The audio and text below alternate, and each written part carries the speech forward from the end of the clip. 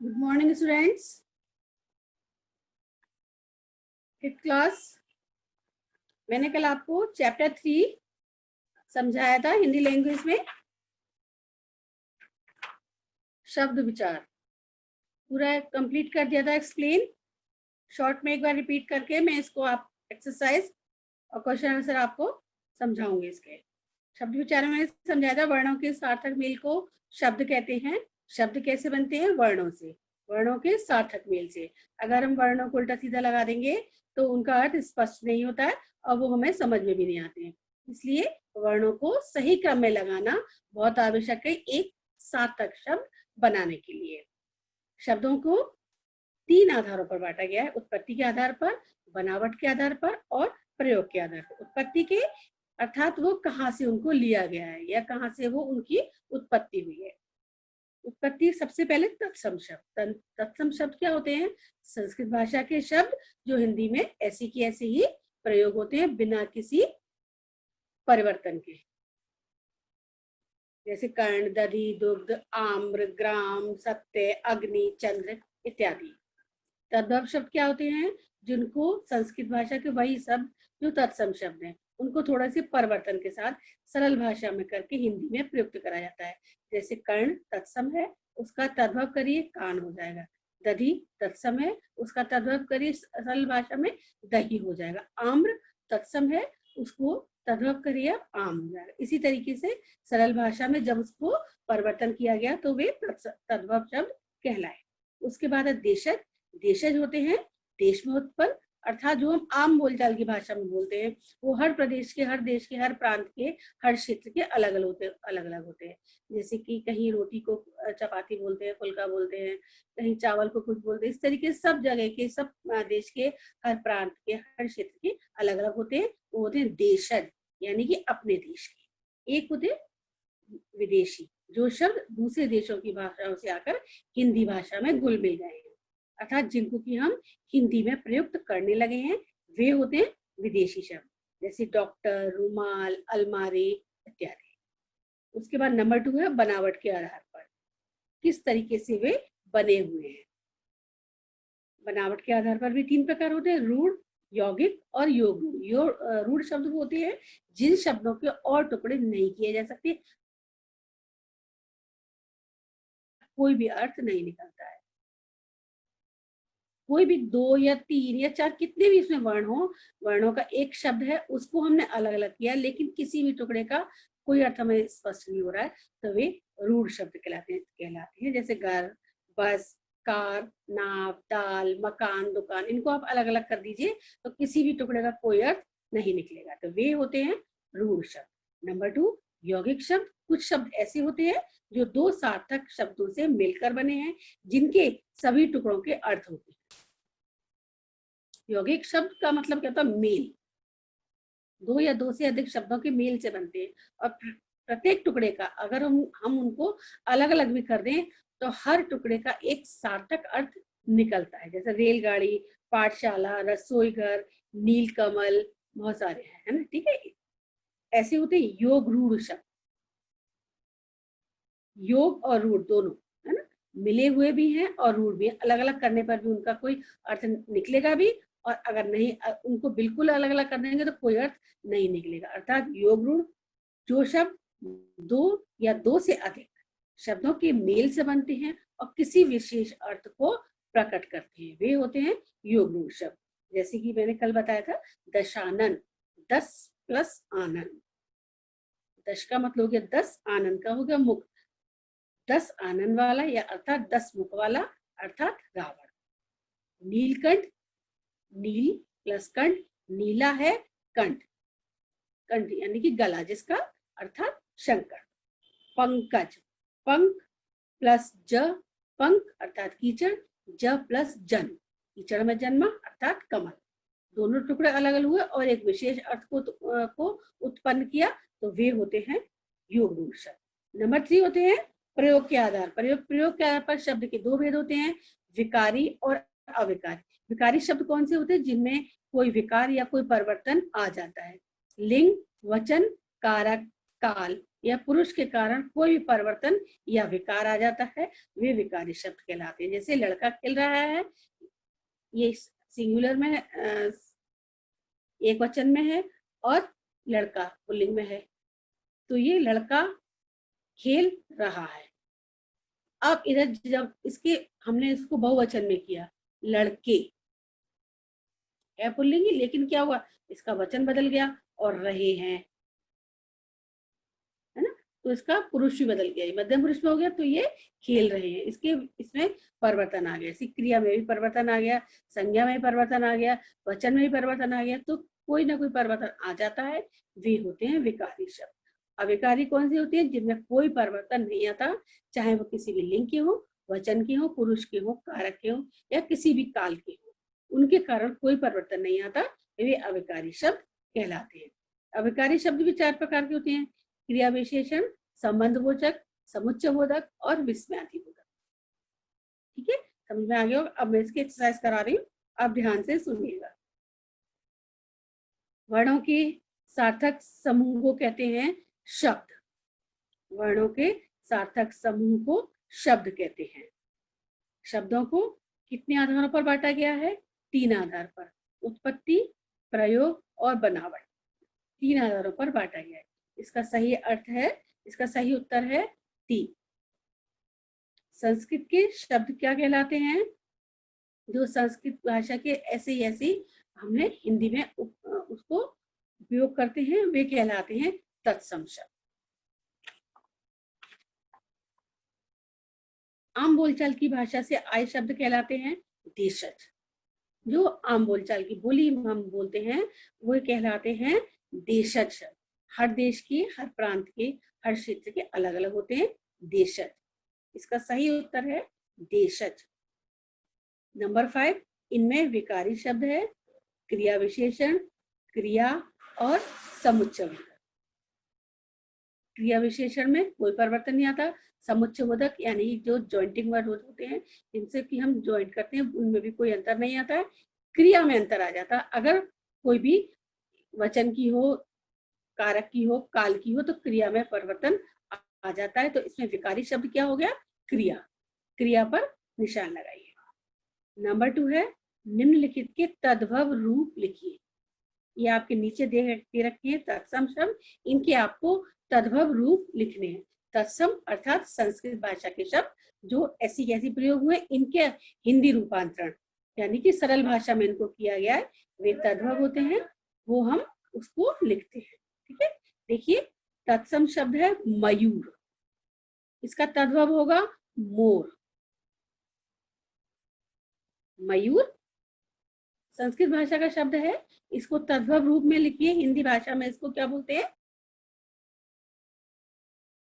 मोर लिखिए। नंबर 2 है घृत। घृत तत्सम शब्द है, संस्कृत भाषा का शब्द है, इसका तद्भव शब्द हो गया घी। घृत के आगे लिखिए घी। दंत, दंत भी तत्सम है, इसका तद्भव रूप हो गया दांत। दांत, मयूर का तद्भव मोर, घृत का तद्भव घी और दंत का तद्भव दांत। सेकेंड लाइन में देखिए दधि। दधि तत्सम रूप है, इसका तद्भव हो गया दही। दधि का तद्भव हो गया दही। सूर्य, सूर्य तत्सम है, इसका तद्भव हो गया सूरज। सूर्य का तद्भव हो गया सूरज। कर्ण तत्सम रूप है, इसका तद्भव हो गया कान। आगे समझ में? एक बार रिपीट कर रही हूं, मयूर का तद्भव मोर, घृत का तद्भव घी, दंत का तद्भव दांत, दधि का तद्भव दही, सूर्य का तद्भव सूरज और कर्ण का तद्भव कान। लिख लिया होगा सबने, नोट डाउन कर लिया होगा। अब देखिए एक्सरसाइज गा, निम्नलिखित शब्दों में से तत्सम, तद्भव, देशज और विदेशी शब्दों को अलग अलग करके लिखना है। ये पूरी लाइन में सारे मिक्स हैं, इसमें तत्सम भी है, तद्भव भी है, देशज भी है और विदेशज भी है, विदेशी भी है। विदेशज या विदेशी दोनों एक ही चीज होती है, दोनों चारों हैं इसमें, सब मिक्स हैं। और ये आपको लाइन दे रखी है तत्सम की, तद्भव, देशज और विदेशी, इनमें आपको उसमें से छांट कर लिखना है। सबसे पहले हम तत्सम लिखेंगे। तत्सम देखिए, आम्र, तत्सम शब्द क्या है? आम्र। नंबर 2 ग्राम। नंबर 3 घोटक। 3 तत्सम रूप, तत्सम शब्द है इसमें, आम्र, ग्राम और घोटक। आम्र का तद्भव हो गया आम, ग्राम का गाम और घोटक का घड़ा। तीनों लिख लीजिए लाइन में, आम्र, ग्राम और घोटक। अब देखिए तद्भव, तद्भव है इसमें सच और हाथ, 2 है इसमें तद्भव, सच और हाथ। सच का तत्सम होता है सत्य और हाथ का होता है हस्त।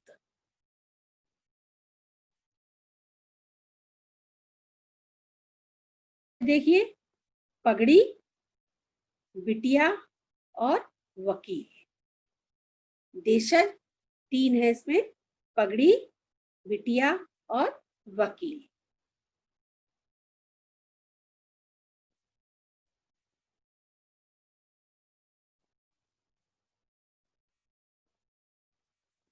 अब देखिए विदेशी, अलमारी, डॉक्टर, रूमाल और स्कूल। ये विदेशी शब्द हैं जिनको कि हम हिंदी भाषा में बोलचाल में प्रयोग करते हैं। ये 4 हैं। इधर तद्भव हमारे 2 ही हैं, सच और हाथ। तो इसमें एक और लाइन लिख के आप आगे स्कूल लिख सकते हैं। ठीक है, एक बार रिपीट करें। तत्सम देखिए आम्र, ग्राम और घोटक। तद्भव देखिए सच और हाथ। देशज है पगड़ी, बिटिया और वकील। विदेशी देखिए अलमारी, डॉक्टर, रुमाल और स्कूल। ये 4 है।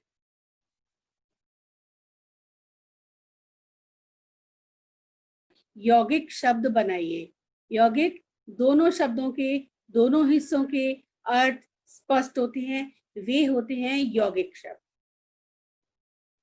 नंबर 1 है रसोई प्लस घर, अर्थात रसोई घर। इसको मिलाकर लिखिए, रसोई घर।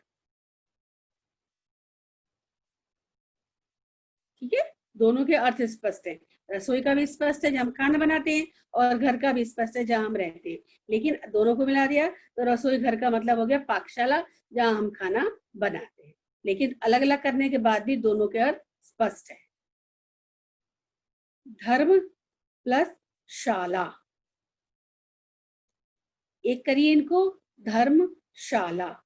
इधर दोनों के अर्थ स्पष्ट है, धर्म का अर्थ भी स्पष्ट है हमको और शाला का अर्थ भी स्पष्ट है, आवास जहाँ की हम रहते हैं या पढ़ने जाते हैं। पाठशाला में लगा देंगे तो ये पढ़ने की जगह हो गई, धर्मशाला में लगा दिया तो ये रहने की जगह हो गई है ना। तो इस तरीके से धर्मशाला। इधर देखिए पाठ प्लस शाला, यहाँ पर भी शाला लगा हुआ है लेकिन यहाँ पर पाठ के साथ लगा है तो पढ़ने की जगह हो गई। यहाँ धर्मशाला लिखा है तो ये ठहरने की जगह हो गई, धर्मशाला। पाठ प्लस शाला अर्थात पाठशाला। राष्ट्र प्लस पति, राष्ट्रपति। ठीक है, दोनों को अलग अलग करेंगे तो भी अर्थ हमें स्पष्ट है। राष्ट्र यानी कि नेशन और पति अर्थात हस्बैंड। ठीक है, तो दोनों का अर्थ हमें स्पष्ट है। तो राष्ट्रपति ये भी स्पष्ट हो गया। दोनों जो हिस्से होते हैं उनका अर्थ निकलता है, वे यौगिक शब्द कहलाते हैं। अगर हम अलग अलग कर दें तो भी उसके हर हिस्से का अपना एक सार्थक अर्थ निकलता है, वे यौगिक शब्द होते हैं। और मिलाने के बाद भी दोनों को मिला देते हैं, दोनों हिस्सों को, तो भी उनका अर्थ हमें स्पष्ट होता है, वे होते हैं यौगिक शब्द। अब इसके क्वेश्चन आंसर हैं, मैं ये आपके पोर्टल में डाल दिए जाएंगे, मैं आप इसको लिख के उसके बाद आप वहां से इसको ले लीजिएगा, ठीक है। शब्द किसे कहते हैं, वर्गीकरण लिखिए, तत्सम तथा तद्भव शब्दों में उदाहरण सहित अंतर लिखिए। यौगिक शब्द किसे कहते हैं, उदाहरण सहित लिखिए। विकारी तथा अविकारी शब्दों में अंतर स्पष्ट कीजिए। ये मैं आपके पोर्टल पे दे दूंगी, तो वहां से आप लेके अपनी फेयर कॉपी में लिख लीजिएगा। बाकी सारा वर्क, जितनी भी एक्सरसाइज है वो आपको बुक में ही करनी है। ओनली एक्सरसाइज आपको कॉपी बुक में करनी है, बाकी क्वेश्चन आंसर जो भी हैं वो आपको अपनी कॉपी में करना है, और बाकी एक्सरसाइज सारी बुक में ही करनी है, कॉपी में कुछ भी नहीं करना है। जो एक्सरसाइज कॉपी की होगी वो हम आपको बता दिया करेंगे कि ये एक्सरसाइज आपको कॉपी में नोट डाउन करनी है। अदरवाइज अगर हमने कराई है तो उसको आप बुक में ही करेंगे, ठीक है। ये चैप्टर क्लियर हो गया होगा। अगर कुछ पूछना है तो आप 1 बाय 1 रेज हैंड कर सकते हैं, सर आपको अनम्यूट करेंगे तो पूछ सकते हैं, इसके बाद में आपको आगे का बताऊं। Aryan Gupta. Yes Aryan. Ma'am tick the correct third वाला कौन सा है? क्या बेटा? टिक द करेक्ट थर्ड वाला संस्कृत के शब्द कहलाते हैं तत्सम। थर्ड वाले का थर्ड वाला ही राइट है बेटा। Okay ma'am. Aryan, whenever you start a conversation with the teacher, first wish him or her. आपने without wishing मैम से क्वेश्चन पूछा, it's very bad manner. Okay? Anand Agarwal. Anand Agarwal. Yes Anand, बोलो बेटा। मैम टिक द करेक्ट का ma'am fourth वाला रह गया, fifth वाला रह गया था मैम। फोर्थ वाला है, आम बोलचाल की भाषा से आए शब्द कहलाते हैं देशज। फोर्थ वाले का फर्स्ट वाला सही है। और फिफ्थ वाले का विकारी शब्द है क्रिया, सेकंड वाला सही है। Okay ma'am. Okay. Tanya Gupta. Tanya. Good morning sir. Good morning ma'am. Good morning बेटा। Ma'am tick the correct option का सेकंड वाला क्या है? टिक द करेक्ट सेकंड है, शब्दों को कितने आधारों पर बांटा गया? 3 आधार पर, उत्पत्ति के आधार पर, प्रयोग के आधार पर और बनावट के आधार पर। इसका सही उत्तर है 3, सेकंड वाला। Okay ma'am, thanks. वेलकम बेटा। Manya Singh. Manya Singh. Hello sir, good morning. मैं मान्या की मम्मा बोल रही हूँ। एक्चुअल में कल सर इसको रिमूव कर दिया गया था क्लास से, और कल ma'am that time she was eating. I think whenever you are taking a class, जब आप क्लास लेते हैं तो आप डिसिप्लिन में तो रहिए जी। मैं लगातार देख रहा था मान्या को, मैम कुछ ना कुछ वो खा रही थी, कुछ ना कुछ कर रही थी वो, ठीक है। जब भी आप क्लास लीजिए तो मैम अपने बेटे को या बेटी को इस तरह बैठाइए कि वो क्लास में डिसिप्लिन मेंटेन करे। आप देखिए एक बच्चे को दिक्कत सारे बच्चे का ये करेंगे तो हम किसके मैम समझाएंगे। आपने मोबाइल देख के अपने बेटे को छोड़िए कि हाँ आपने छोड़ दिया मोबाइल देख करके, कुछ ना कुछ अपने पास देखिए कि आप उसकी जो किस तरह बैठते हैं किस तरह लेटते हैं। कुछ बच्चे मैंने आज भी रिमूव किए हैं, ऐसा नहीं मैंने कल रिमूव किए थे, मैंने आज भी बच्चे रिमूव किए मैम। आप भी देखिए बच्चा अगर बैठ रहा है किस तरह क्लास ले रहा है मैम, वीडियो ऑन है मैम, सब बच्चे देखते हैं, इस बात का ध्यान रखा जाता है। जी okay sir, sorry. Krishna Gupta 5th B. Hello ma'am. Yes बेटा, गुड मॉर्निंग।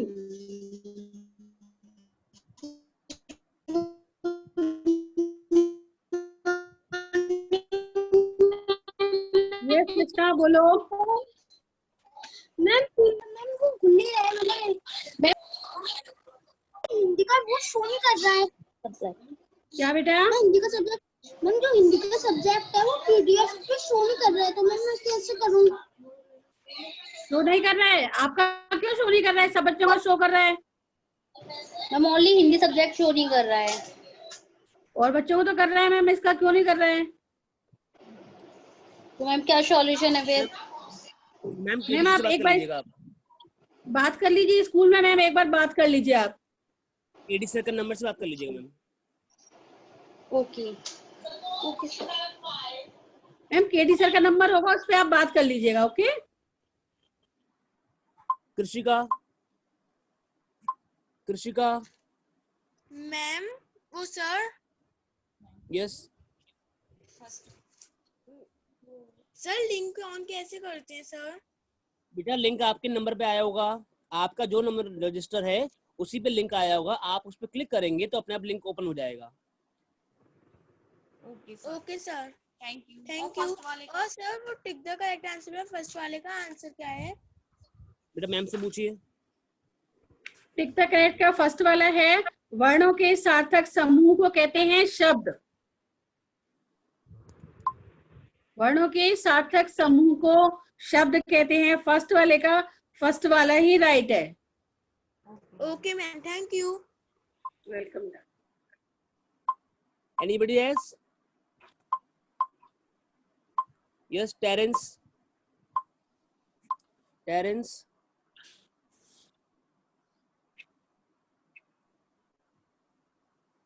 यस टेरेंस, बोलो बेटा।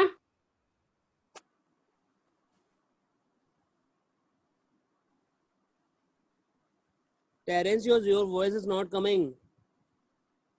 Open your mic.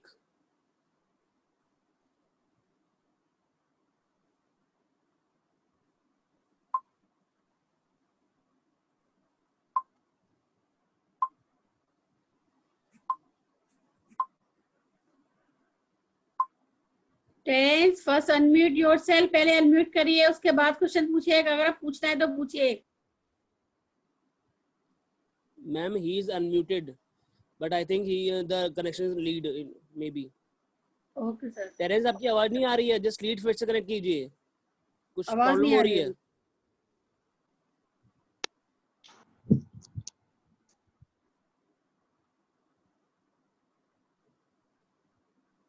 नहीं आ रही बेटा, नहीं आ रही आपकी आवाज। Priya Gautam, Priya Gautam. Ma'am sir good morning ma'am. Good morning बेटा। मैम हमारे फ्लप्स रह गए थे। फिलअप्स कौन से वाले बेटा? मैम इसी चैप्टर के, मैम अभी आपने बोले थे।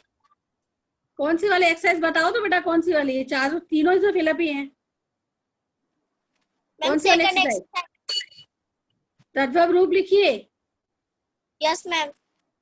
देखिए तत्सम है इसमें मयूर, मयूर का है मोर, यस मैम। घृत का है घी, दंत का है दांत, दधि का है दही, सूर्य का है सूरज, कर्ण का है कान। Thank you ma'am. हो गया बेटा? Yes ma'am, thanks. और तो कोई नहीं रह गया? बाकी हो गई आपकी? Yes ma'am. Okay. Terence, just check your connection. Anand Agarwal.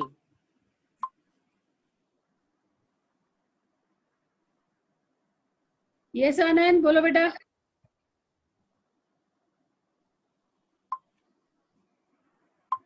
आनंद, आनंद, आपकी unmute yourself.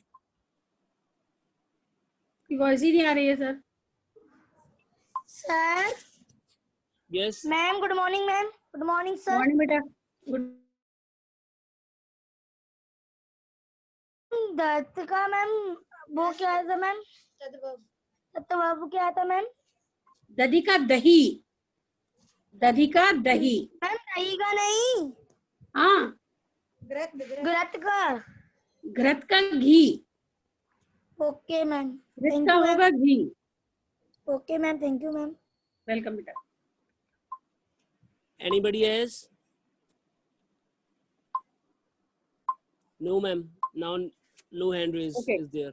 ओके, अब मैं आपके इसको क्वेश्चन आंसर एक बार समझा दे रही हूँ, बाकी मैं आपके पोर्टल पर डाल दूंगी, वहां से आप ले सकते हैं। अगर आपको कोई परेशानी हो रही है तो आप केडी सर के नंबर पर फोन करके बोल सकते हैं कि आपका पोर्टल नहीं खुल पा रहा है या हिंदी सब्जेक्ट नहीं खुल रहा है, क्यों नहीं खुल रहा है। ठीक है, मैं एक बार क्लियर कर दे रही हूँ आपको।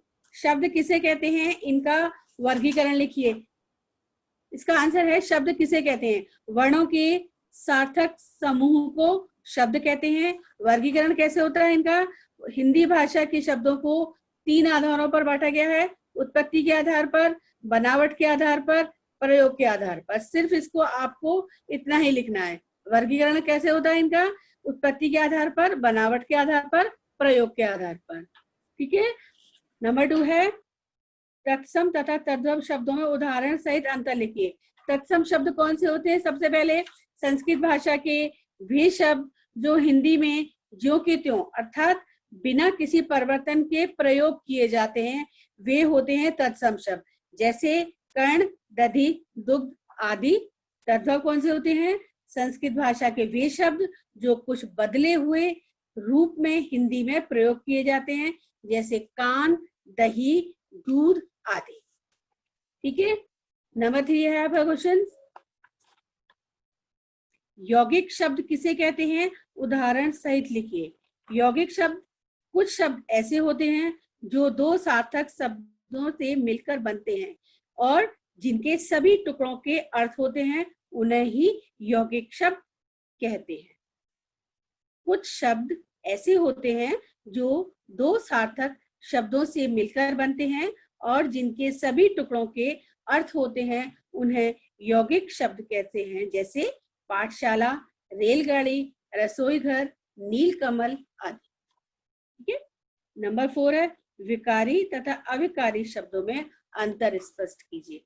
विकारी शब्द कौन से होते हैं, जिन शब्दों में लिंग, वचन, कारक, काल या पुरुष के कारण कोई परिवर्तन या विकार आ जाता है, वे विकारी शब्द कहलाते हैं। और जिन शब्दों में लिंग, वचन, पुरुष, कारक या काल के कारण कोई भी परिवर्तन नहीं आता, वे अविकारी शब्द कहलाते हैं। इसमें उदाहरण उन्होंने नहीं पूछे तो आप उदाहरण नहीं लिखेंगे। ठीक है, सिर्फ इतने अंतर बताइएगा।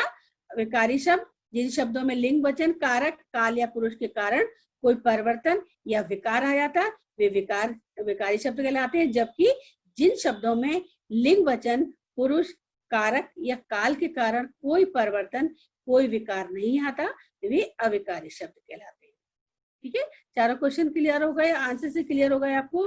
वैसे तो क्लियर है ये, लेकिन फिर भी मैं आपको उस पे डाल देंगे तो आप वहां से ले सकते हैं। और वैसे ये क्लियर हो गए हैं, आप अपने लैंग्वेज की कॉपी में नोट डाउन इनको कर लीजिएगा। ठीक है। अब देखिए इसके बाद है पर्यायवाची शब्द, आप अपनी कॉपी में लिख लीजिएगा, पेज नंबर 74। पेज नंबर 74 पर देखिए, अंधकार से लेके घर तक पर्यायवाची है, इनको लिखकर याद भी करना है आपको।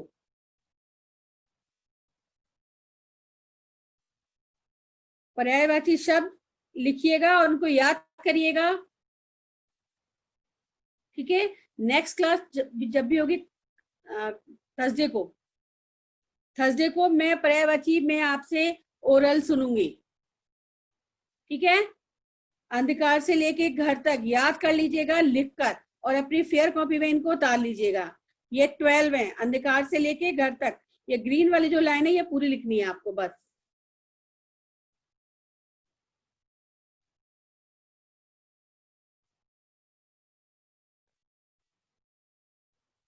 ठीक है, क्लियर हो गया होगा सबको।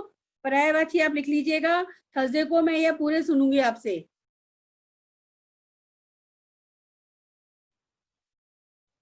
इधर भी है आपके जल, झरना, झूठ और यश। ये ग्रीन वाली लाइन इधर भी है, अंधकार से लेके ये यश तक कर लीजिएगा। 4 इधर भी है, ये जल, झरना, झूठ और यश। अंधकार से लेके घर तक पेज नंबर 74 पे है, और ये 4 जल, झरना, झूठ और यश, ये आपके पेज नंबर 75 पर है। टोटल 16 हो गए आपके। ब्लू लाइन के नहीं लिखेंगे एक भी, ग्रीन वाली लाइन की जितने ही पर्यायवाची हैं अंधकार से लेके घर तक 74 पर, और जल से लेके यश तक पेज नंबर 75 पर है। 16 हो गए हैं, ये आपको लिखने हैं अपनी कॉपी में, और ये मैं थर्सडे को टेस्ट लूंगी, इसका सबसे पूछूंगी मैं। ओके, अपनी फेयर कॉपी में लिखिएगा।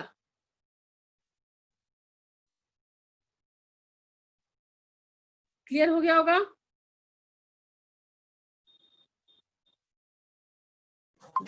Yes, और कुछ पूछना Vaishnavi. तो नहीं? Vaishnavi, yes, ask your problem. Good morning sir. Good Le- morning ma'am. Good morning Good बेटा। morning, beta. मैम आपने कही थी कि मतलब आपने ब्लू वाला कही थी घर तक, और उसके बगल दूसरा क्या बोला था आपने, जल से लेकर? अंधकार से लेके घर तक पेज नंबर 74। पेज नंबर 75 पर आइए। जल, झरना, झूठ और यश, ये चारों है ना ग्रीन लाइन के। Yes ma'am. ये भी इसी में ऐड कर लीजिएगा। घर के बाद जल लिखिएगा, फिर झरना का, फिर झूठ का, फिर यश का। टोटल आपके 16 हो गए। ब्लू लाइन वाले आपको नहीं लिखने हैं। Okay ma'am, thank you ma'am. Okay, और फेयर कॉपी में लिखिएगा।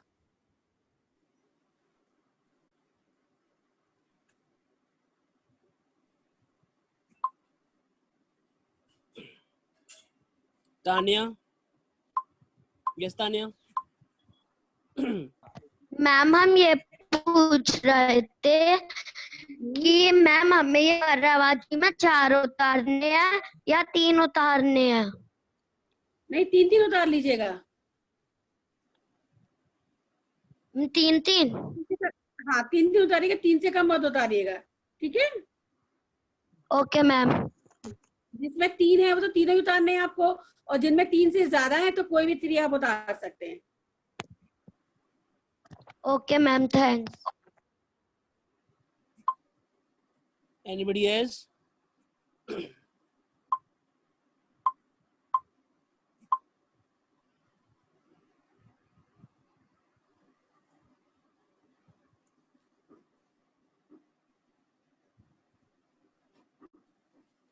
पर्यायवाची शब्द आप सारे ही अपनी कॉपी में कर लीजिएगा, और थर्सडे को मैं इसका टेस्ट लूंगी ओरली। वैसे तो किसी किसी में 3 ही है, आप अगर 4 हैं या 5 हैं तो आप 3 जो भी आपको इजी लग रहे हैं वो 3 लिखिएगा। 3 से कम कोई भी नहीं लिखेगा, ठीक है?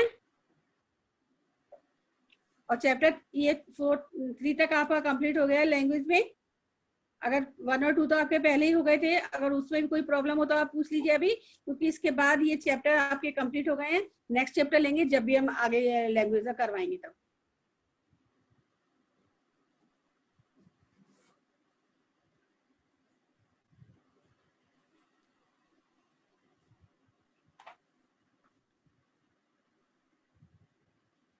ठीक है, और किसी कोई प्रॉब्लम तो नहीं है? चैप्टर तो आपका ये कंप्लीट हो गया है। इससे रिगार्डिंग कुछ भी पूछना हो भी पूछ लीजिए आप।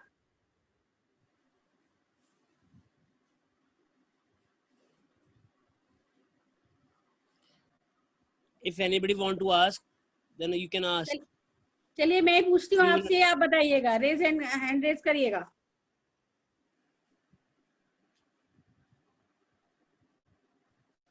रात्रि तत्सम शब्द है, इसका तद्भव बताइए। कौन बताएगा? रात्रि तत्सम शब्द है, इसका तद्भव बताइए।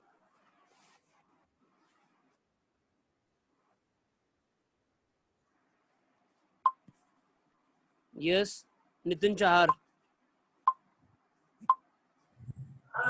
Nitin Chahar. यस, रात्रि का रात है। ठीक है, वेरी गुड। नंबर 2, घोटक। घोटक का बताइए। घोटक तत्सम शब्द है, इसका तद्भव बताइए। Soumya Gupta. Soumya Gupta. Yes Soumya. Ma'am घोड़ा। घोड़ा, यस। अग्नि, अग्नि तत्सम शब्द है, इसका तद्भव बताइए। Aryan Gupta. आर्यन। मैम आग। आग, यस, वेरी गुड। स्वर्ण, स्वर्ण का तत्व बताइए। Anshika Gupta, Anshika Gupta. Good morning sir, good morning ma'am. Good morning good बेटा। मॉर्निंग। स्वर्ण का तद्भव रूप बताइए बेटा। स्वर्ण, स्वर्ण, स्वर्ण, मैम सोना, सोना, मैम यस। कौन सा वाला सोना? मैम नींद वाला। Yes, very good. मुख, मुख का तत्व बताइए।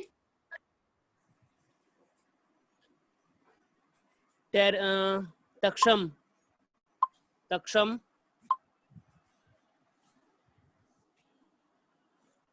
सक्षम, good morning ma'am. Good morning good बेटा। मॉर्निंग। सर क्वेश्चन क्या है? मुख, मुख का तद्भव बताइए। मुख एक तत्सम रूप है, इसको तद्भव में बताइए आप। मुंह, मुंह, यस। चंद्र, चंद्र का तत्व बताइए। Kunj Agarwal,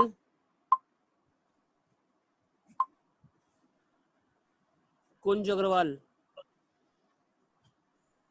good morning ma'am. Good morning good बेटा। Morning ma'am. चांद, चांद, यस। अब बताइए, विकारी शब्द कितने प्रकार के होते हैं? कृष्णा गुप्ता, फिफ्थ कौन बी। बताएगा? विकारी शब्द कितने प्रकार के होते हैं? कृष्णा गुप्ता। चार प्रकार के। कौन कौन से बेटा? संज्ञा, सर्वनाम और विशेषण, और कौन सा था? बनावट, क्रिया। क्रिया। संज्ञा, सर्वनाम, विशेषण और क्रिया, चार प्रकार के होते हैं। इन्हीं के कारण उनमें परिवर्तन आता है, ठीक है। विकारी शब्द इन्हीं बगल में चारों के मम्मी हेल्प कर कारण रही है परिवर्तन आता है, ठीक है। मैम, बगल में मम्मी मम्मी हेल्प कर रही है।